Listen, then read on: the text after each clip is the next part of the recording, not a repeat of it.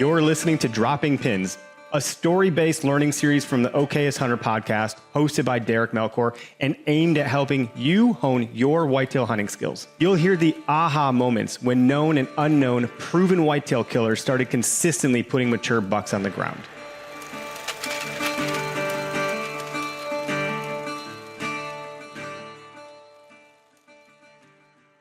Hey there, everybody. Welcome back to the Dropping Pins podcast, part of the Okayest Hunter podcast network. If you guys caught the last Okayest Hunter podcast, I was not able to make it there. We have been dealing with a whole bunch of the crud, as I'm sure you all are. Also, there are so many little sicknesses, illnesses, viruses going on. My daughter had to come home from school today.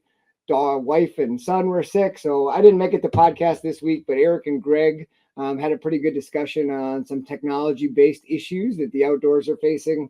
So definitely go check that out. And if you haven't perused through the ever-growing list of podcasts that Eric has put together in the Okayest Podcast Network, there is something for everybody. So go check that out.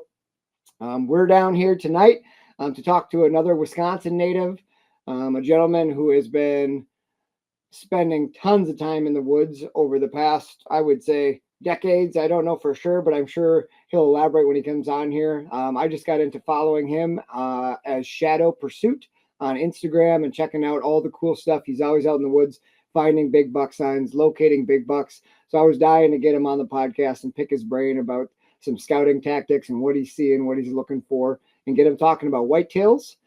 This gentleman is from central Wisconsin, has done a little bit of hunting in the northern part of the state in the early years, and is now seemingly focused a lot on the kind of lowlands, marshy stuff that's located in the middle of the state, Wisconsin. So I'd like to welcome Brian Dombrowski to the show.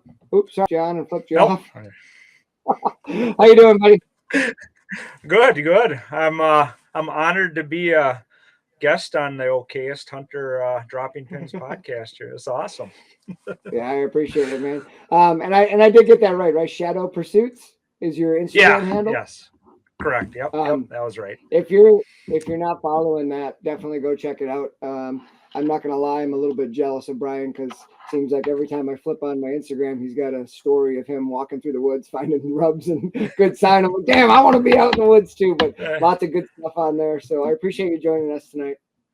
Yeah, thank you for having me on. We'll start with the same question we ask all the guests, just to kind of give our listeners a little bit of baseline. I kind of mentioned you're from central Wisconsin here, but Brian, what kind of terrain, land did you grow up hunting? What kind of is your most, I would say, proficient, or the areas that you kind of tend to go to, the stuff that you know the most about, whether it's public or private, or what kind of terrain are you most used to hunting and scouting?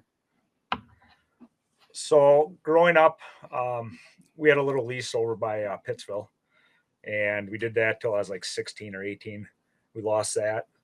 And right after that, I had to go on my own, and it's been public ever since. It's all public. I wouldn't be against hunting some good private, but that's, it's been public ever since. But what I'm most familiar with is central Wisconsin, flat, monotonous. We have a lot of sandy soils here.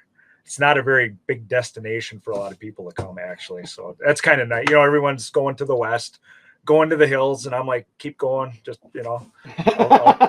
I'll take all this stuff to myself. And so it's central Wisconsin for the most part. I did buy a plat book about a decade ago, and I went over, or about 15 years ago, I bought a plat book, went over to Buffalo County. I scouted every square inch of public they had, except the Tiffany Bottoms area there. I really didn't, I thought I could do just as good here as what I could, I'm passing up a lot of deer to go to Buffalo County. I thought I with a little more effort, I can pull that off here. I did hunt up north in the Schwamigan Nicolet. We used to tent camp up there north of Brantwood. It's kind of northwest of Tomahawk. With my uncle along the Elk River, we had a tent camp. We do that for gun hunting, which that was exciting. That was fun. Yeah. I mean, you can just get up in those woods and go toe to toe with the deer, and you got you got the whole range of that deer, so you're just taking a track and you're, because I grew up really idolizing, I think the Benoits, the Benoits, Yeah, the trackers. The trackers, and Hal Blood, and that, I was born in the mid 70s or 77. I was born, so we read books, to learn stuff, and there wasn't a lot of stuff out there. I mean, you had to read books or just trial and error, and I've been kind of a solo hunter my whole career. I really haven't had another person to go with it all. So I grew up with a lot, reading Eberhardt's, Greg Miller's Rubline Secrets, Hal Blood's, Big Woods Bucks, just year-round approach to hunting trophy whitetails. There was a guy out of Michigan that wrote that. And I just grew up, cutting my teeth on a lot of the public here. It's a lot of patchwork of public. And I have been going for the last 13 years out to North Dakota too. And I've been hunting out there. I go out there, sleep in a tent now and stuff, and just, get out there. And that's a little different terrain. I mean, they have some there's some hilly stuff out there. There's a lot of, there's prairie, there's everything. I live next to a lot of prairie chicken land over here. So I get to see that aspect of it. I can use that to my benefit out in North Dakota. And a little bit similar in terrain and whatnot to what you're seeing there. And you're doing that for archery season, right? You're going out there early archery and whatnot. Yep. And I've done really good out there. And, and I plan on going down to Illinois this year. I'm going to probably go down there scouting for a little bit here, and probably another month or so I'll head down there and start scouting that out. I'm tired of them coming up and stealing our fish. So I'm going to go steal some of their booners. There you go. Yeah, that's what I think.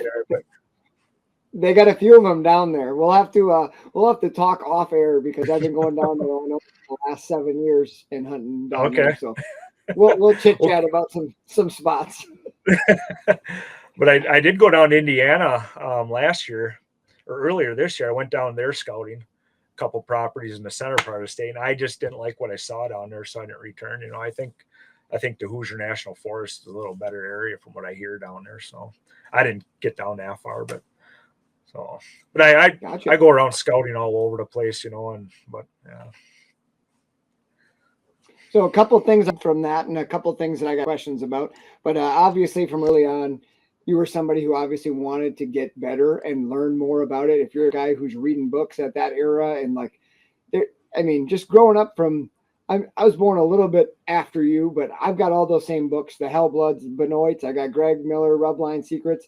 And I think, of all the guys I knew who hunted, I didn't really know too many who were reading books on whitetails when I was growing up.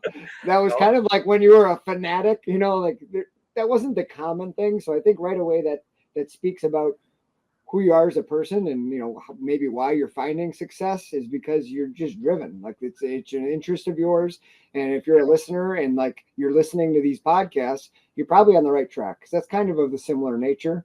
So I think that's pretty cool. Tells a lot about you. They're always wanting to learn more, and that's where the scouting comes in. That's why guys like you and I love to scout, because we always want to know more. I want to look at the next spot. I can never scout enough, right? You just, what if I go to that one next and that one next, and you always just want to know more. This doesn't really have to do with your scouting here, but I'm just curious. Did you guys have you mentioned your uncle's tent camp. Was there a pretty big camp? Did you used to have a lot of guys up there? Was it family, or what was the deal with that? He was going up there for 20-25 years. That was his getaway, my uncle. And he just loved going up there, Gino. And that was his getaway for the week. He wouldn't even come back for Thanksgiving or nothing. He'd just stay up there. He's a pretty big time gun hunter. And we only had a couple guys up there, and he actually, a lot of people quit going up there because of the deer herd and stuff. So they all had land around, Stevens Point area, the guys that he was going with. So they just getting older, they stayed back. And he asked me if I wanted to go one time, and I said, what the hell, it was an adventure, and that was neat. I mean, just wandering around those old forests up there, and it took me about 6 days before I first saw a deer. I mean, I was walking and walking and walking, and you don't see a track here and there, but it took me a while to figure it out because you would order the Delorum topo, a Big big topo map. maps. Yeah, from a place out of Kakana, I think had them, and you'd get your section. You can make your notes on that, and that's how you scouted. That and Microsoft Terra server, you would print off black and Oh white yeah, image. aerials, the old aerials on Terra server. Yeah.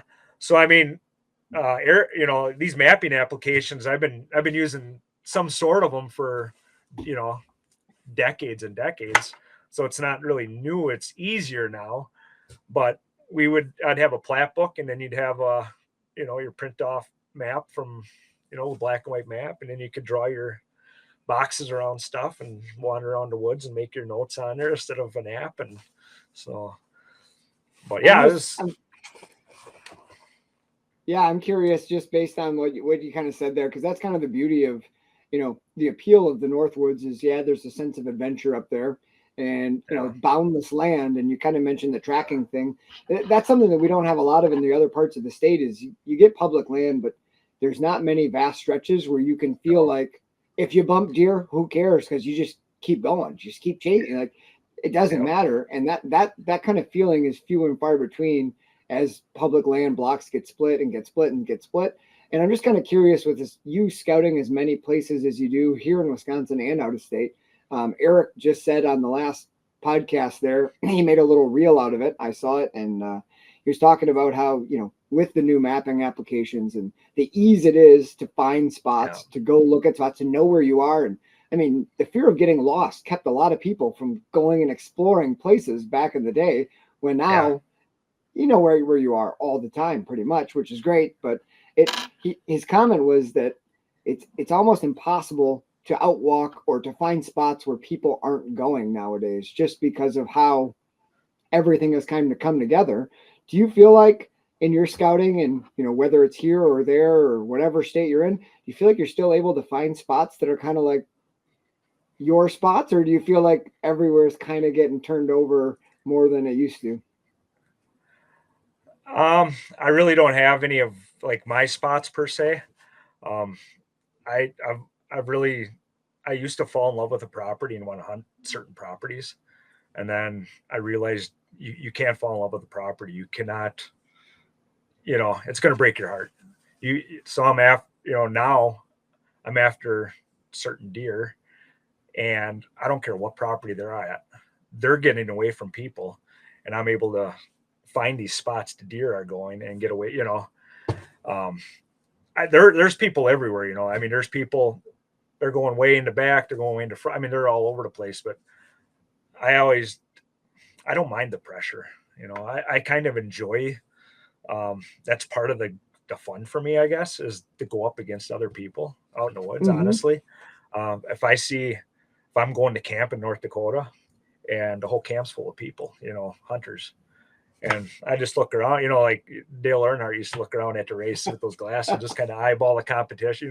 I want to go out there and pull that buck out, right from, so I kind of enjoy that competition. It's a really good way to look at it.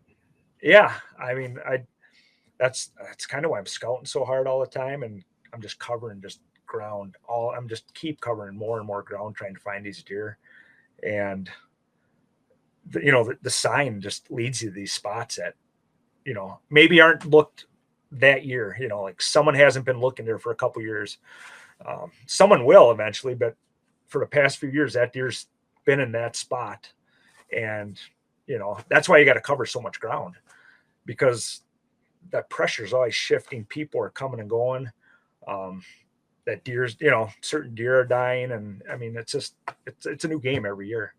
So that's fun. I think that's fun. That pressure shift you mentioned with people coming and going, I think it's just in our nature a little bit, that once you see a spot that's got human sign in it, I think it's in our nature just to kind of like X that spot off in your brain, like it's occupied. But like you said, I think things shift so much more than you realize. And if you go back and re-scout spots year after year, you really do see that, where like those deer, they won't be in there for 2 years. And then all of a sudden you go back in there or cut across it, because it's already X'd off in your mind, but you cut across and you're like, holy shit, there's some sign in here. And then as you look at it, maybe that person, you notice like the branches that were cut off are all old and no one's been in them, and the deer have moved right back in. So keeping up on your scouting, like you said, and going back into those spots, everything shifts, and those deer always seem to find the seams right between, and those seams are always moving, always moving. They're always moving. The deer are always changing. It's such a dynamic environment out there, and the only way to stay on top of it is, I may scout maybe a 30 square mile around my house or something like that, and I try covering all the properties. I'll go here to, I'll be in Wapaka County, Marquette County, Waushara, Adams, Wood, Portage, all the counties here. I've been down in Sauk and Columbia counties. Been to Buffalo County. I scouted all that property one year. We were talking earlier, and I think if I work hard enough around here, I can take just as nice deer around here as what they're pulling out over there. It might be a little more effort, and it's tough around here. I mean, it's tough to find quality deer in this area. The sand country. Especially on public, it's patchwork of public all over. But yeah, it seems like in that sandier soil, from what I've noticed, just a little bit of areas that I've hunted that have had that, because over by like Peshtigo and a little bit in the eastern part, there's some areas that are real sandy like that, and even like the oaks and everything, there's just not enough nutrients, or not as much nutrients in the soil. Even the oaks produce different than areas that have better soil, which definitely affected the size of antlers. But in your area where you're at, I don't know exactly what you said it's flat and monotonous. Is there enough terrain on the public where bucks can grow old? Like, are there some pockets, hey, I can focus this area because I know these deer are going to be able to escape hunters year after year? Or with the smaller woodlots, are you seeing that the age class is just really tough to find an older deer? There's a couple different types of properties around here. There's some bigger parcels where there's areas these deer can just go anywhere they want, and they can actually put some age on them. And within those properties, I've been scouting them enough years. I kind of know the genetics in the area, so I know what kind of deer are going to be in an area based off the genetics. There's areas, but there's other areas that are smaller, and you're basing a lot of stuff off the private lands around the area. You're looking for different landowners, and I know a lot of the landowners around, like who they are and what they're shooting and what they're letting go. So you can kind of play off that. And a lot of these deer that I'm finding, which, a lot of the nicer deer I'm finding are in these little spots where they can come across the border, bed down, and be safe from that person. And then when they get up at night or something, they can just 100 yards from that border, across the border, and they're on that other parcel going out to feed or something like that. So they're always in these little shadowy areas that are, it's a neat game though to play, as far as trying to outwit them. And because a lot of these places you can hear a car door 5 miles away out here at night, so, and then there are smaller parcels, and it's so flat. Yeah. And so you're trying to outwit hunters, you're trying to outwit the deer, it's pretty crazy. But there are some really nice deer around here, and I mean there's nice deer all over the state. But I've found some really nice deer, and they're in really high pressured areas and people are not finding them, which is really, I'll have people, walking by me and stuff, and I'll be up in a stand, but I know there's a nice deer in this, little pocket. It's crazy. It's just gotta, follow that sign. That sign will tell you exactly what you need to know. I definitely want to get into some of your scouting, and I'm not sure what you had kind of in mind. You had mentioned maybe having a story. You sent me a picture of a gigantic buck that you had been hunting years ago, which if we want to dive into that, great. But I just wanted to comment on what you said. He might be alive. He might be alive yet. That would be pretty awesome. One of the things I've noticed that you said too, though, I've always, and I got a running, it's not a joke because it's true, but a running thing with a couple of buddies, and we got like little hunting side chats and text groups or whatever that we always been talking. And one of the things is most of the time on the smaller pieces of public, or even, a couple 100-acre pieces, most of the time we find a lot of the nicer older deer within 80 yards of a private border. Bedding on public, you said, Yep. you almost always find them bedded on public, but really close to that line. So it's almost like they're playing both sides of the, get a little pressure from this side, they're good. Get a little pressure from this side, I just run across the border. They learn those borders real quick. And when you said that, I was like, man, I've noticed that a ton over the years. 80 yards of that fence line, that's where they like to hang. Like that's the buffer zone that they seem to really, if their terrain lines up with it. You know what I mean? It's got to correct. Right Yeah. But that seems to offer them some sort of little security that they really key into, and that I've noticed in lots of different areas that is absolutely true. Yeah. That's why I approach, when I'm going to a new property, I do a perimeter search immediately. If it's a smaller parcel, just, I don't care what's in the middle. I'll do that perimeter search right away to, see how they're coming and going off that property, and I go from there. But yeah, that's a good point though. Yeah, let's just dive into that for a minute if you don't mind. So you're going to a new property, and you've probably looked at it on the map a little bit, whether, I don't care what state you're talking about. You probably obviously looked at it on the map, seen what it's about. So let's say you walk the perimeter, and maybe you're seeing some good deer sign. What are you looking for when you're out there and you've got a whole bunch of land that you've never walked before? Where does your boots take you? What do you tend to gravitate to? Everybody's got something that they tend, like, this is what I always look for. What's your kind of process when you're going in and like looking to learn a little bit about a property, or specifically for, is there a good buck on here? What are you looking for? Big rub. Number one, that's it. I want a big rub. I'll walk that.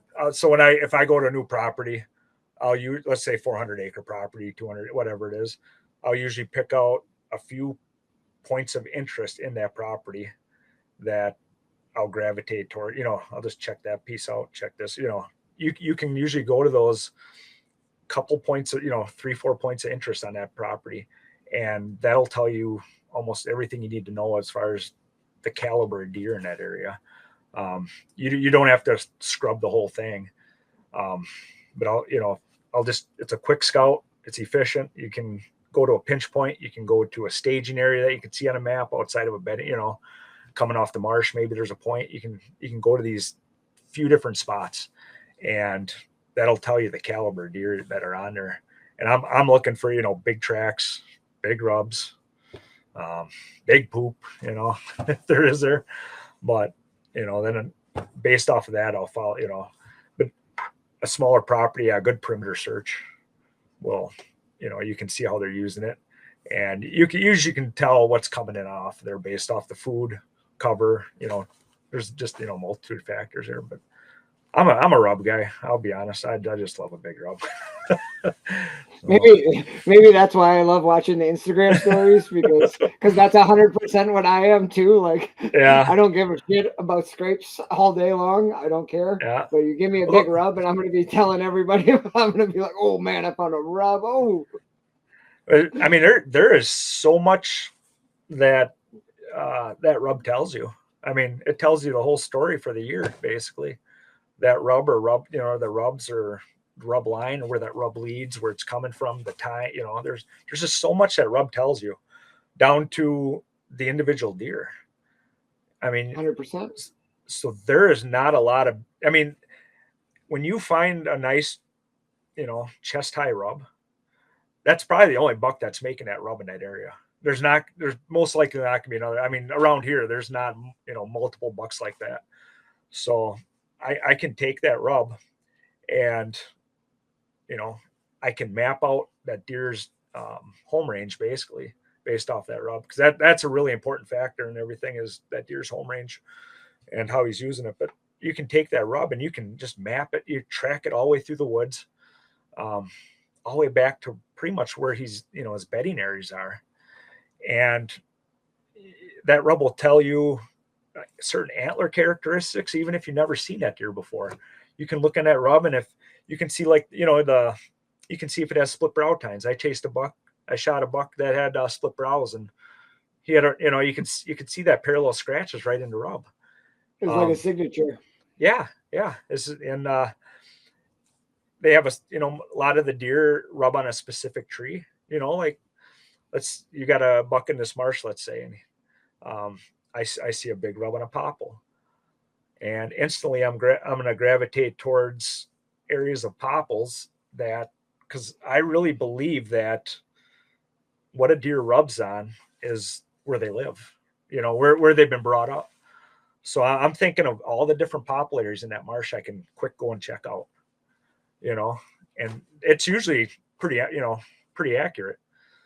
I mean, they rub a specific diameter tree a lot of times. I mean, you can tell if it's an aggression rub or if it's in a food plot, like Oak Flat, you can tell if he was there at night and there's a lot of rubs, maybe he was posturing for other bucks. I mean, there's so much, time of year, everything you can, that rub is just key. Man, you said so much in there. The kind of tree, definitely have seen that so much. And if you pay attention, for anyone who's listening, right, the whole reason we're doing the podcast here and talking stories is so you can pick up on things that our guests are saying and try to put them into practice. So yep. He just mentioned you just got to pay attention to the details. I've noticed so many times up north in the Nicolet, we have lots of popple, and then there's hardwood ridges, but there's lots of spruce trees. And those bucks will either grow up rubbing popple trees, rubbing maple trees, or rubbing spruce trees. And they almost stick to that. Like you can tell by the rub, the height of the rub, like you mentioned, like this buck, he's rubbing popple trees. You go, they're all the same exact height. They look exactly the same. Then you get to the spruce trees, and this buck just has trashy shit, and he's only hitting spruce trees. And it's crazy how that works. But you're absolutely right on that. I think it's really interesting how you mentioned the aggression in the rubs. When you get into those oak flats, when there's acorns, multiple deer feeding, those become like a visual. It's like a show, right? So these deer will lay into that tree. They will rip that thing to shreds, most likely at night, right? They're making a statement. But then as you track that rub line back to that buck's bedding area, you get to his staging area where he's killing some time. There'll be some big rubs there, but a lot of them will be on smaller trees, or they'll be just hit up because he's not posturing. He's just killing some time, or his demeanor is so much different. Whereas as he goes out and gets in front of other deer, now that deer is going to be putting on a show and establishing dominance. And when you pay attention now, like you just said, you can definitely tell where they're feeding, what they're doing, and how that individual deer is kind of traversing. When is huge, right? Yeah. When they're there. Especially on these smaller parcels. So let's say you're hunting a smaller parcel, and because I what is that? Mississippi State University, I think they put on that deer thing where a buck's home range is generally 650 acres, not circular, but it's a fluid area. And so I always keep that in mind when I'm ever scouting or looking for a specific animal. Because I mean, when I first started hunting, I was hunting for, to shoot a nice buck, like everyone, we want to get a nice buck. And I was always seeing a really big buck, back in the day.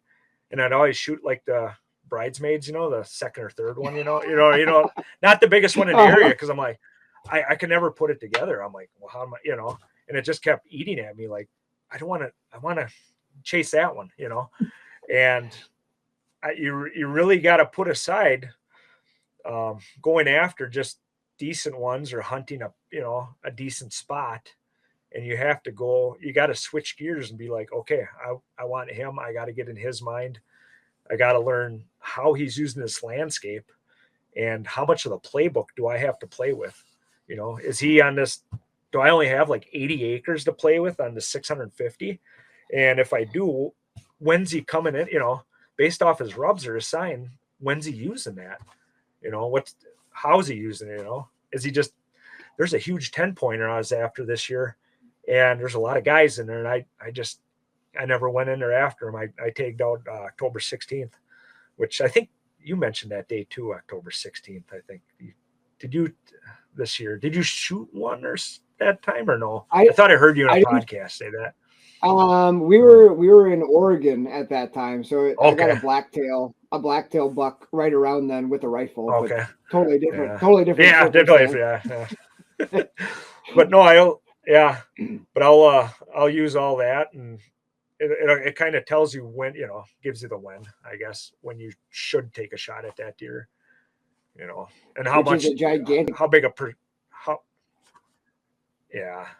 yeah, huge piece of the puzzle. Like you were just saying, if you have X amount of days to hunt and that deer is in there making rubs like crazy, but that week he's making rubs like crazy is October 30th through November 4th, and you're spending all your early season, spending hunts there, but he's not there. Yeah. He's not making the sign. So then it doesn't make sense to hunt there, obviously. Correct. Yeah, so I think that situational spot you just brought up of like being a hunter who's maybe got a couple decent deer under his belt, you've seen the sign, or you found sign of big ones, or you've had big ones maybe come across your cameras, and like they're there, and now you're ready to kind of make that next step. That's kind of what this whole series is aimed to do, is help people who are like, okay, I'm ready to make this next step. You're somebody who's done this with a lot of different deer. I'm thinking maybe here we can transition into the story of that one that you were kind of mentioning to me a few days ago. You came across a big one, you found a big one. Let's dive a little bit into that. How did you find them? How'd you come across it? And then what did you do once you found a deer? You know what I mean? Yeah. I'll just let you kind of dive into the story. So there was an area I hunted long time ago. I hunted this area, and I just was never good enough to put everything together. I'd see deer, but I wasn't good enough to really mix it up with the deer in there, that I wanted to go after. So I pulled out of it, and I started hunting more of this, farm country. It's easier, pinch points, and kind of doing that kind of thing. And I just happened to go back there after so many years to this area, and I'm like, it's due. I think I think I can handle this. I think I can get in there and mix it up with the biggest bucks in the area. And so I took a good scout in there July. I think it was like July or something like that. And I'm walking, and I just did a big loop through this area, got back up on the main trail, and I could see my truck, down the trail. And all of a sudden that buck just jumped up right in front of me. And he's standing on the trail in between me and my truck. And I'm like, holy shit, I just, and I must have wind bumped him, walking through there. He got up, and I'm like, huh. So I took video. I got video of that. I got video of him in front of me. I took my phone out, videoed him. I'm like, there's a night, and it was game on. That was probably 5 years ago. I think it was 4 years ago. And I went back, of course I scouted the heck out of that area, and I determined what was his rub. He was the biggest buck I could find in that area. And he had a really tight home range. I noticed that first year. I don't believe I had any encounters with him that first year. I'm trying to remember. I've had 4. Oh, go ahead. Did you spend a fair amount of time during bow season, like hunting that area, that general spot after you had scouted? Did you spend some time in there hunting? Correct. Yep. I spent some time hunting in there. I might have put a camera out that first year. I just got into, we can go down after, it wasn't that year, but I might have put a camera out there that year, but I never really got anything on camera of him. I believe that was the only time I seen him. But that off season, I went back in there and I really scouted that area, and I started getting into the use of mock scrapes.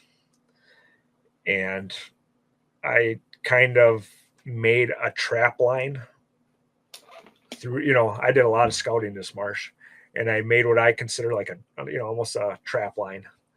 And I'd find individual staging areas throughout this marsh, and I'd make that mock scrape, back on the staging area, and, have the camera up there, whatever. And that allowed me to get the inventory I needed in those individual spots. And from there, I started getting pictures of them on that one. I was getting pictures of all the bucks in the area on that one, and for that one area.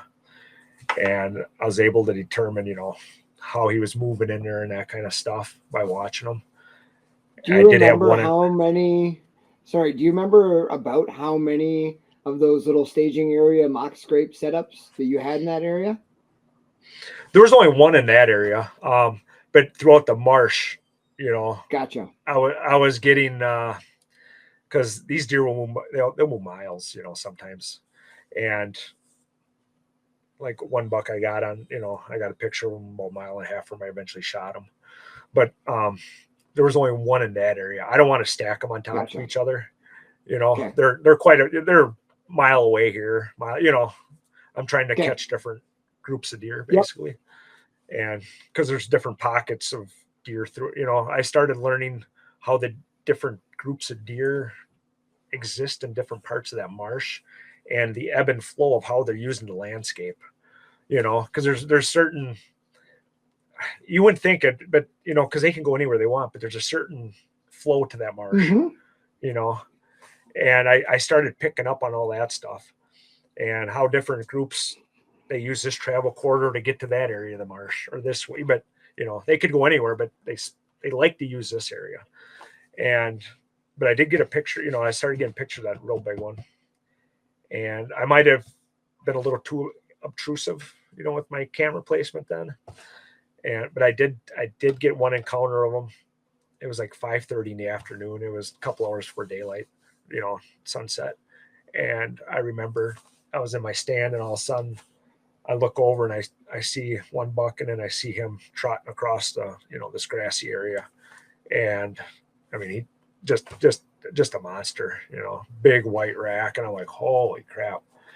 And, right then and there, you're like, you start to get more hyper for, and that's the only time I seen him that year. I went back the next year, and I really had, I really did more scouting. You keep fine tuning your approach, and this is helping me evolve in all the areas I hunt. This deer is teaching me so much on how he's getting away from other hunters, how is he's using the area. I mean, because he's amongst other people. I mean, there's a lot of people in this area, and I mean, I had a trail camera less than 100 yards from the parking lot watching this deer, and I was getting him moving, coming off that property. I was keeping, 100 yards from the parking lot, one of the biggest bucks in the, this area, and people are just oblivious. You got so much pressure out there. And so but he was hanging around a certain spot. And finally I put together a pattern on him where October 18th, he would shift. He was shifting to a different part of that marsh. And I don't know if it was because of the oaks or, I'm not sure what changed, but it was mid-October. If I didn't get him early season, he was bumping over to a different part of that marsh. And I picked that up based off his rubs. I followed his rub line, through that marsh, and I see it. I was like, holy crap, he's going over here now. But I did have one encounter early season with that buck. I thought that was my best shot that year, like right away. Because I knew he was bedding these clumps of brush. And there wasn't much to, I didn't have much for trees, you know what I mean? In these, you know what I mean? Yeah. So, I'm very limited. Is it like a clump of brush out in like an open grassier area? Oh yeah. The typical, yeah. Yeah. So, and he could be in any one of those little clumps, at any given time. And so that year I was watching my mock scrape. I was like probably about 48 yards from my mock scrape. And I knew he was bedded close. Based off of, I was based off what I see on my cameras, but I knew he was bedded really close. Like he could be anywhere. And so I get up in that tree and, the season closes and I just started climbing down with my, I just get out of my saddle. I get onto my first stick going down and I see a buck, just as daylight's fading. And I'm just froze like this, and it's like 48, 50 yards away. And I'll say, hear him raking his horns. And I didn't know it was him, but I didn't know it was him, but I'm like, I knew it was him, and the camera confirmed. I'm like, yeah. I go, that was him. I'm one of the biggest bucks in that whole area. And my son of a God, and You were right I there, though. You had made the oh you made the right you made the right yeah, call. You just need that deer to. That's such a big part of it. You need him to make whatever move during daylight. yeah. And he's using. I mean, he's a smart animal. I mean, he really stays away from a lot of the big trees. I mean, he's using that brushy crap, and he's just kicking my ass. Um, but I had another encounter. It was either that year or the following year. I think it was that year. Later in the year, I shifted over to a different part of that marsh where after October 18th he goes. And I picked up on that because my late postseason scouting, I was, mapping that whole marsh. I wanted to, and I found his rub over in that other part of the marsh, and I found one of his sheds coming off Oh, of, really? yeah. So I found one of his sheds, and I'm like, okay, he's, this is where he's disappearing to. And then I could start putting the pieces together as far as how he's moving back and forth through that, from this area to this area. And when he's over here, he's kind of bedded in this area. I mean, he doesn't have a specific bed in this area. Yep. He can go anywhere. They can bed anywhere they want, but he prefers right this little pocket. So I sat up there one morning and hoping to catch him coming back off the private, coming into that marsh and into his bed. And I'm in my saddle, and I got a really good buck bedding spot to my upper left here where, historically they like to be in there. And I look, and here come a deer, 55, 60 yards. I could see him on the other side of this brush coming to my right. And I'm like, son of a gun. And I look, I go, oh man, that's him. And he's working his way behind me now. And he's, my wind's going that way. As soon as he hit my wind stream, 60 yards back, and I got to look back at him. I just grabbed my phone. I'm like, I've done this enough. I'm like, I'm screwed. So I just grabbed my phone and I just kind of held it up and I watched. As soon as he hit that wind, he stopped. And he just sat there for a little bit, kind of looking in my direction, and I've been around. You see this happen time. You're just screwed, there's nothing you can do. You're not going to call them. You're not going to do nothing. He didn't run. He didn't put his tail up. He just turned and walked straight away. I mean, that's because this buck here, he's just been kicking my butt. But that was another encounter I had. He just walked straight away, and that's the last time. Just out of curiosity, so you're in his area where you think he's bedding, or one of the spots you think he's living. Yep. I'm just curious for the listeners here. Are you in the kind of tree that I think you're in? Are you in some scrub, shitty little popple tree or a dead ash tree? Or, I mean, is there trees out there that you can get in, or what? I mean, is he really staying, away from the wood line pretty good? There are trees. It's just a matter of getting in a, I'll sit in a dead tree, I'll kind of wiggle it before I go up to it just to make sure it's not going to fall into that sit. But, I have no problem sitting in a dead tree, but I'll sit in whatever tree I think that wind for that night's, and my best shot at him is going to be, and no matter how he's moving, I'll get in whatever I need to. I'll be 4 feet off the ground. I'll be 50, whatever I can get into. But that was the last time I saw him that year. And the following year, I'm like, I got to get him, right away. I got to get him that first week of the season. I got to get him before he shifts. Yeah. And I'm like, I know he's bedded in this area, right? I know he's using this same area historically that he's always used. I got him, he's coming into my mock. He's right here. And I'm like, okay, I'm going to push just a little bit further. So I'm working my way up around this clump of brush to a tree that I had pre-planned to get up in based off a bed I saw that I figured was his on this back side where it's pretty thick, and I got around that clump and I was quiet, because I had pre-planned all my steps going in there, so I'd make sure I didn't make any noise because the last 100, 200 yards is so critical when you're going after these deer, trying to get that close, because they just don't move. You know how it is. These deer do not move before daylight most of the time, unless there's some sort of crazy storm that comes through, like like you get that brief heavy rain, and then it gets sunny out, and then they all stand up and they kind of move around and mill around. But I got to that tree. I got my first stick on. I go to get my second stick, and that son of a gun was bedded 20 yards behind me in that clump. Really? He goes, boom, gone. And so I'm like, gosh darn it. And yeah, I've had a lot of encounters with that buck now. I'm thinking about it more. So that's right in the beginning of the season, Brian? Like, yeah, that's like opening. First week or two? Yeah. Yeah, that's like first opening weekend. And yeah, I just keep thinking of all these encounters I've had with this deer. And I thought of another one I had that I forgot about. It was last year. It wasn't this year.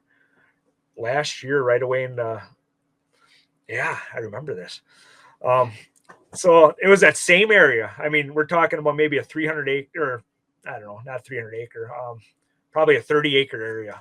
A lot of these encounters are taking place in. And I get up in the stand early morning.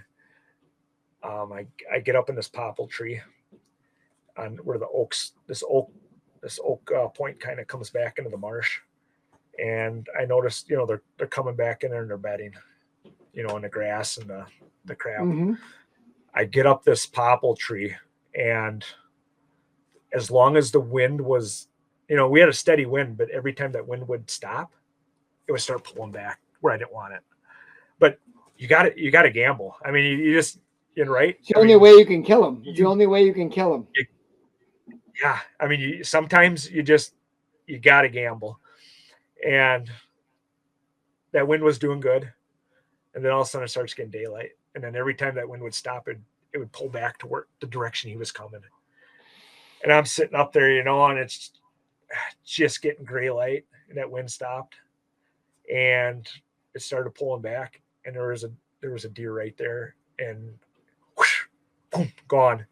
I'm like, God, I bet you that was him, And once I got and then I didn't see another deer that morning. You don't see a lot, but I got out of my stand and I found his rub like 40 yards from me in some tall grass, and there was a giant bed where he was probably coming back right next to me to that one. Yeah. Yeah.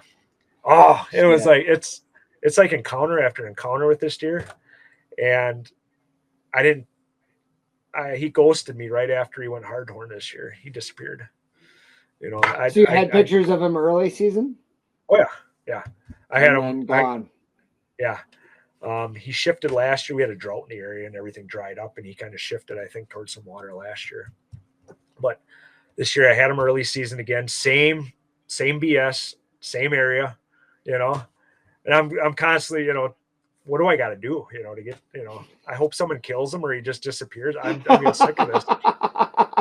And he just ghosted me. I got a picture of him hardhorn, and then he just gone, and I figured he went on to some private, I figured, where they got a little greener grass and, a little more stuff for me, or maybe he's hanging out over there now. But last weekend I was out scouting, and I went to the one area that he kind of shifts to October 18th that I didn't really hunt this year. I didn't even go back there until last weekend. And I think I found his rub coming, I think I saw in your story, was it on some popples? That was a different deer. Yeah, that was a different one. You had some real high ones. Oh, yeah. I was like, when you told me that's, about that big one, I was like, shit, I wonder if that was it. No, I didn't post anything about the, because I'm every year I'm trying to put together a catalog of deer to go after. I'm scouting all these properties. And I'm hoping to get a handful of bucks to chase each year, by doing that. But I didn't post anything about that buck. But I think I found his rub because it's a very distinct rub on popples. It's pretty, so it's a certain, it's only this, this wide, and it's probably about 4 feet up. And he's the only buck that I know in that area that's doing that. And yeah, but I think he shifted a little bit maybe, and he's not really using a lot of that marsh, so it's, but So just dialing in with a couple questions about how you ended up hunting them. So you scouted, you found some areas, followed rub lines back to what you thought was his bedding area, some grassy, marshy. That's the kind of stuff for any of you guys listening. If you're looking for early season bucks and you have any type of grassy stuff that's got, woody thickets in it, like those bucks love to be in the open grassy stuff early season and all summer. They can get up and get away from the bugs. They got a good breeze in there. They love that shit. So you find it, the rub line, you scout it, and then you're hunting pretty damn tight to where you think he's bedding in the early season, expecting him only to walk a little ways in the daylight. Is that right? That's, yeah. Yep. I had How go ahead. How many other deer are you seeing in that bedding area? When you go in there, is he kind of like the only one you were seeing, or were you seeing does and smaller bucks, or how did that play out? I was seeing every buck in that part of the marsh, right in that area. When I find these spots, they're pretty small. They, if you don't follow the sign back to them, you can miss them pretty easy. If you're 150 yards over here, you're out of the game. You're not seeing the sign. You're not seeing the deer. It's just, you gotta be right there in order to be in the game. And that's one thing that buck really taught me is you gotta be right in a specific area to be in a game. Else you might think there's nothing out there. You're like, this sucks. I don't see any deer. I went out. I was hunting that. I've shot a few bucks in this area. I shot my buck this year in that area, mid-October, and within 3 days, I think it was 13 bucks in that area. Yeah. I mean, and I was there one morning and I had 9 bucks come by me, all bachelor'd out. Yeah. I did not, but I didn't see the 2 biggest ones. The one at that big 10, and there's another one out there that if he lives this year, I mean, he's going to be, he's going to be something. Giant. Yeah. So you mentioned hunting in the morning quite a few times here that you were going after that buck. A lot of people say you shouldn't hunt the mornings, can't beat them back to bed, especially in October or earlier in the season. What's your process or mindset on that? What time are you getting out there? You must have an access route that you're thinking you're not going to be walking through the deer. How do you kind of play that scenario out with early season mornings? What are you doing, Brian? Oh, I love early season mornings. I just love them. I've been starting the last 13 years out in North Dakota, and I've seen and taken my biggest bucks in the morning, end of August, early September, that first week. I mean, I've seen and taken my biggest bucks during that time. The key, yeah. I mean, I'll get to a story there too, but the key is to find a spot that allows those deer to filter back into and allows you to, get in between where they're not every spot, you have to find an area that allows you good access and allows them to kind of filter into you. Sometimes they're bedded so tight to the food that, you just don't have a shot. You might, it's more of an evening sit, slipping in really quietly. But that's the key, to find an area that they're kind of moving back through. That gives you time right at that, to get a shot at it during daylight. But I love early season mornings, and so I'm glad people don't hunt them. Oh, hey, it just clicked like a light bulb. You mentioned October 16th before. Something that, so it wasn't this season. It was the last season. Oh, okay. Two seasons ago, it was an October 16th morning that I slipped around the backside of this bedding area, and I got up into a little tiny popple tree, and that's when I had my number 1 buck. He was like a 14 point on the public, come by me at like 6 yards, and I never got a shot at this son of a bitch. Were you on the back? You were climbing your tree or something, or were you? I was set up. So I came in the morning, and I had a general idea. They got a rub line that comes in through this buckbrush. They come through this marsh down off this hill, and then there's a little wet area, and they kind of skirt that. And then after talking to another guest, Tony Van Asten, I'm pretty sure this bedding area that I was hunting is kind of like where they stage up in the morning while it's like still dark. And then once the wind kind of starts coming, the day winds, then they decide they either head to the west or they head to the north based on the wind, and they kind of split. So I think what I was doing was accidentally hunting that spot, but I came in from the backside, so they didn't know I was there. And I think this buck was bedded within 100 yards of me when I climbed up in a tree in the dark. And I got up in my saddle, and I had the main rub line to my strong side. I'm a left-handed shooter, so he's off to my right side, that main rub line, and I had a big trail that came underneath me. And an hour after daylight, when the day winds just started, I heard a branch break out in front of me in this little brush thicket out in the grass, and I got ready and I got turned in my saddle to my weak side, and I waited for 20 minutes, 25 minutes, and I never heard anything else. Oh, that's right. I remember you. I disregarded it, but I'm an idiot because what do big deer do, right? They take forever to do anything.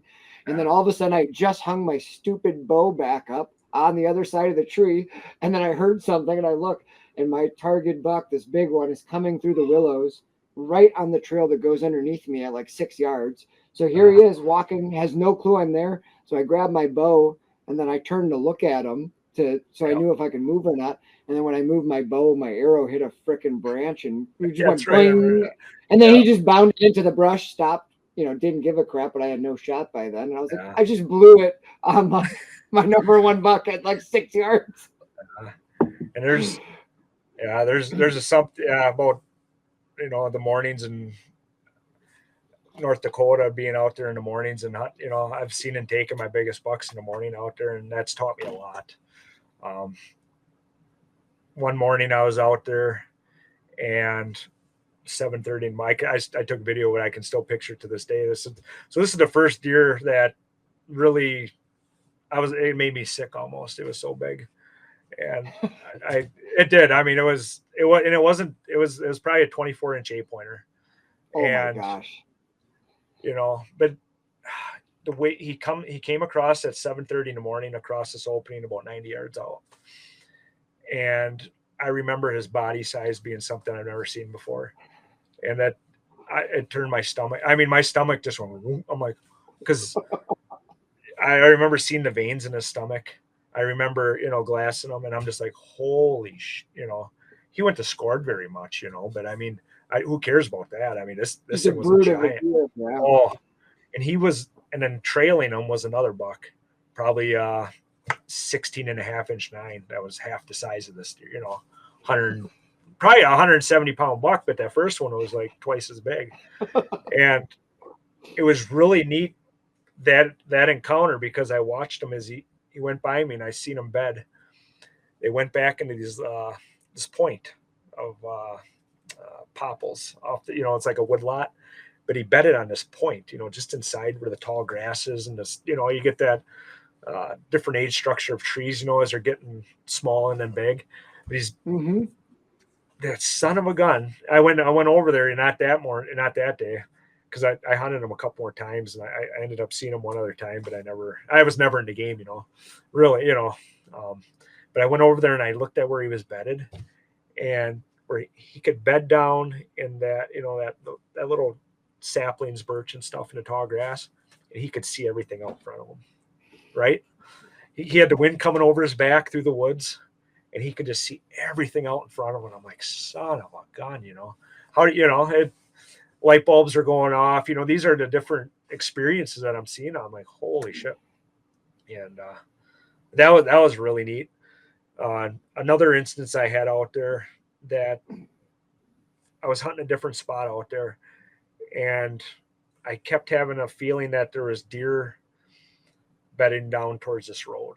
Like it was a big wood lot with there's a small pond in the middle, that they had dug out at one time. But it was a wood lot, really thick trees. And I quick went in there midday, and I checked this one faint trail heading towards that direction, and I noticed like a nip branch or something like that, and I noticed it was being used. So I just looked. I'm like, okay, I can sit here on this wind, there on that wind. I went out next morning. I was in that tree, and I'm sitting there, and then about just 20 minutes after daylight, here come a lone buck right down that trail, big velvet buck. And this story gets really sad, and it's bad. 20 yards away, he's coming into that woodlot, and I'm watching him. He's just smells this branch, takes a few steps. He's 20 yards away broadside, and I'm like, I got him. I start pulling back my bow, and I get halfway back, also my arrow goes, No. and it goes right underneath him, and I'm like, what happened? My D loop broke. Oh my gosh. No, so the arrow goes plunk underneath him.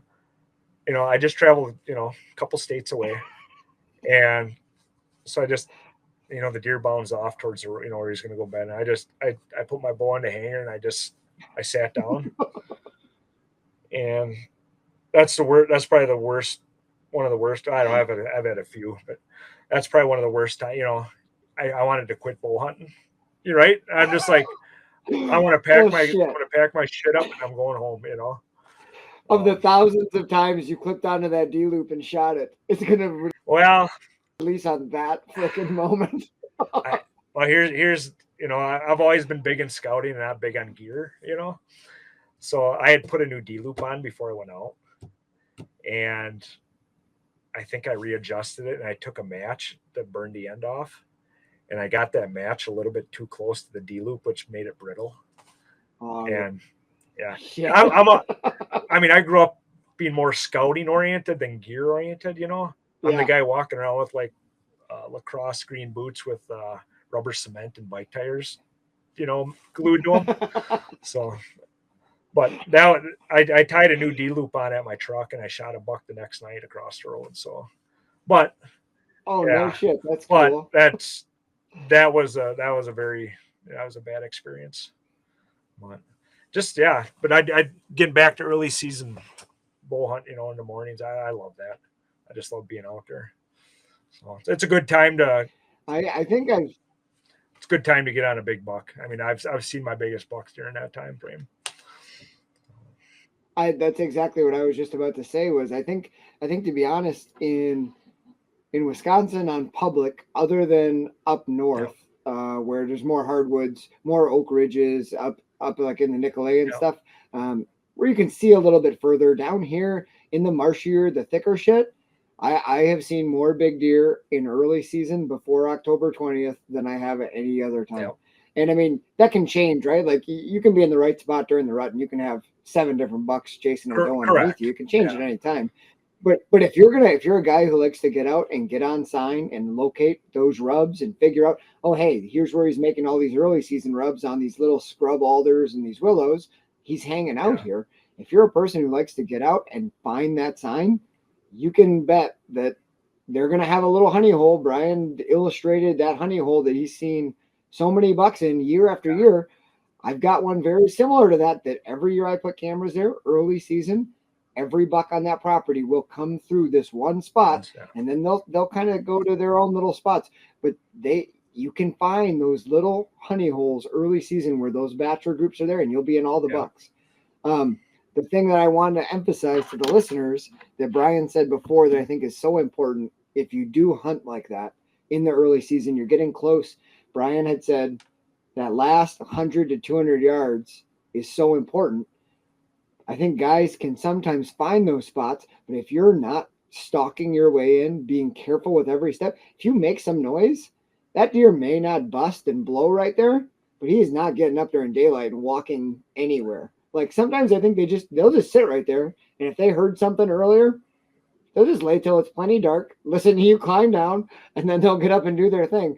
But if you're taking yourself out of the game, if you're not paying attention to how you're getting in and how quiet you need to be getting into those kind of setups specifically. Yeah, because these high pressure areas, we got a lot of wolves around here and stuff, bears, all sorts of stuff, people, hunters.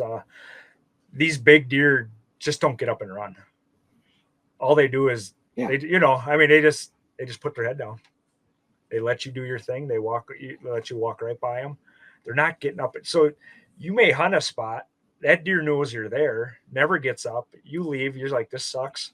and you're gone, you know. He's not there. Yeah. So it's really important to just get that, you know, just get that in-season scouting, you know, to make sure he's still in that area, you know. Not don't be obtrusive, but just get, you know he's in there and know you're still in the game, because you don't want to be chasing a Pay ghost out attention there. to those. Pay attention to those rubs. Pay attention to those rubs. Yep, you've heard. If anyone who's listening to this has heard us talk about those before, I'm glad you were on here to give us your share on that, because that's something I think it's an overlooked piece of the puzzle that people kind of note, but they don't really think too much about. But man, if you pay attention to that stuff, it's going to pay dividends in the long run. You guys have a lot of pheasant hunters out by you, Brian? No, we don't have pheasants up here. We have we got a lot of guys that I think they do woodcocks, a lot of grouse, woodcocks, that kind of stuff. Yeah, we get a ton of pheasant hunters once pheasant opens, which kind of helps with, you know, those bucks, like you just said, they don't like to get up and run. And the pheasant hunters and the dogs, it's amazing how little those deer actually will get up. They'll let those things get so close unless the dog actually gets out. But it's amazing how I've been up in a stand and watch people working an open grassy field, you know, they're avoiding some of the brush pockets, and then 30 minutes after they leave, deer stand up out of it and get out and are feeding, and the people were like 25 yards away, and you're just like, how the hell does that happen? But it's just an interesting thing here. I've just seen I mean, throughout the years you just see so much stuff, and you know, you're just constantly having different experiences which are helping you guide your decisions out in the woods, you know, on a certain deer or how they're using it. And that's a big thing. It's just the experience, just year after year after year of scouting different properties and just kind of seeing how these deer are, even if it's not a big deer, you know, you're after, you can just seeing how they're using the landscape, because you always want to, you're constantly putting a catalog of deer together year after year, you know, hunting these public lands, and you're hoping, you know, one or two make it, and you kind of go revisit that area to see if he does and hope he's alive. So that's why you got to get your, you know, you're trying to get eyes on him. One big thing too, which I think a lot of people maybe mess up on, is they need to get a picture of a deer, you know, on a camera, even though they know that deer's in there. It's like, I got to get a picture of him. I got to get a picture, you know, so they're going to go in there and just, why, you know, if I can glass from the road without even stepping foot in that area, and I've done my postseason scouting, and I know how that buck's using the area, and all I got to do is get a visual that he's alive in there, I'm not stepping foot in there until I'm going in and, you know, taking a shot at him. And I think a lot of people are going to be like, I'm going to get a camera in there, you know, and I think that could really screw it up, having that technology in there. So I think that's where we're seeing a big split, where we have the guys who either were brought up on it or who believe in the scouting, like the process, you know what I mean? And then you have people who the visual is nice. Like everyone wants to get that picture of a big buck, right? And like, that's what they see other people on social media. So they think that like just putting cameras without the scouting is the answer, or is that like going to help them? But really, that's the kind of stuff where cameras just hurt you, right? I'm not hunting that spot till that buck walks by in daylight. Well, good freaking luck with that. Like, you do that, because I'll kill that buck 100 yards away over there. I mean, nothing beats in-season scouting, hunting fresh sign. Nothing. I mean, I use my cameras for the sole purpose of seeing if that buck's alive. I've done my scouting, and I'm doing my scouting right now. I'm finding probably, you know, hopefully several bucks to chase, and out of those several bucks, hopefully a few of them made it this year. And that's the only reason I'm using my cameras. They allow me to cover more ground as far as to see what's alive or not. I don't use them for, you know, is that buck here? Is that, you know, I've already done my scouting. I know where he's going to be, and determined on base of the food sources and how the foliage is playing out throughout the year, how he's backing up in different areas of that, you know. But you're just using the cameras to make sure he's alive. I really like the way you described it earlier with your camera setup when you were talking about the marsh, and you had your mock scrape set up kind of in a little staging area, transition zone outside that bedding area. But then you said you had like another one, like on a different part of the marsh, a good ways away, and you kind of learned how those herds worked. that's an awesome way. And you can see where when you have your camera spread out like that, you're going to see bucks from outside the marsh also that are transitioning, like you mentioned, your big one transitions from early to later in the season. Yep. You're going to get some deer that are going to transition into that marsh to check doe groups at some times. And by having your camera spread and not having, 6 of them stacked on top of each other all over the same little spot, you're going to learn how all those different deer work together and move through the area, and when other deer are going to transition into those spots. That was a really cool way to kind of set up your cameras to get multiple deer, get a good inventory on the whole area. I liked how you did that. That was cool. And that's all I do. That's the big thing I use my cameras for, is to back up my scouting, basically. You scout. There was a big buck in this area. I know how he's using it. I have it all mapped out. And, is he there? Is he still alive? Because with time being limited, I just don't want to waste time chasing a ghost. So I hear you. And I think that's the last little takeaway here. We've been recording for about an hour and 10 minutes, which is awesome. Some really awesome scouting intel. I think that's one of the biggest takeaways outside of the other stories that Brian just talked about, is if you're a listener, hearing Brian talk about the process, what he does, and how many different properties he does this on, just understand the tremendous amount of time that he's put in over the years, right? Yeah. Like, you probably already have a pretty large amount of hours you put into postseason scouting this year. Yeah. And you've been doing that for years and years and years. You cannot beat time in the woods. Like, that's just something that you just got to earn. And it's the toughest one, because some of us have more time than others at different times of year. But don't trick yourself and think that reading all the books and listening to all the podcasts is going to do the trick. Yeah. It's helpful, but you got to spend the time. And if you've got time in the summer, if that's the only time you have, spend your time in the summer scouting. If you've got time now in postseason, that's an awesome time to do it. Use whatever time you can to get that scouting in, to learn as much as you can about the area, come up with your game plan. But it's going to take time to learn these areas. That's just what it's going to do. It's time. It's constant reinventing. Every year you're reinventing this. I'm trying to do about, or I don't know, maybe about 15,000 acres. I'm going to try, I'll try to get to with all these parcels, maybe more. I mean, I probably got several thousand this year already I've been through, and that's awesome. But I'm not scouting every square inch of these. I'm going to key points in them. And based off those key points, I know if there's a nice buck in that area based, I'll maybe 3 spots over here. I'll check, boom, boom, boom, nothing, next, So, but it's constantly reinventing yourself every year. So. And learning from, it's amazing how you can learn from one property and apply that to the next and apply that to the next. And eventually, you've seen this type of scenario, and you can kind of assume what's going to happen, and you just get better and better at it. And then it's easier to put your puzzle together. Once you've done it for enough, everything just kind of boom. You get in that deer's head, you know what he's doing, you know why he was there. And it's kind of, it doesn't make it easier to kill him always, but it makes it easier to figure out what he's doing. Yeah. But killing him is still freaking hard. That's a different story. So I can find them. I can find a lot of bucks. So there's better killers out there than me, but I'm really good at finding them. I have fun finding them. I have fun finding them. We play a little. We just play. All right, man. Tag with them.